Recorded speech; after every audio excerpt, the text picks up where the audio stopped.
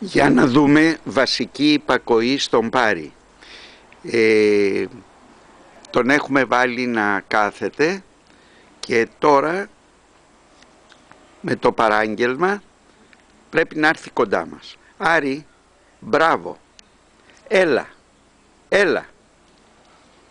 Μπράβο Άρη, κάτσε. Μπράβο Άρη, μπράβο σου. Ξάπλα Άρη. Μπράβο Άρη, κοίτα τι σου έχω εγώ εδώ, αλλά δεν θα το φας αν δεν σου πω. Μη.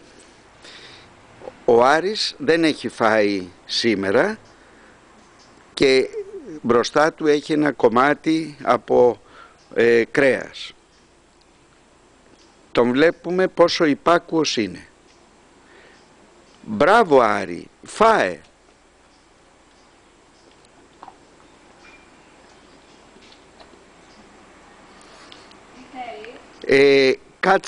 Κάτσε κάτω. Ξάπλα. Μπράβο Άρη μου. Γεια σου. Γεια χαρά.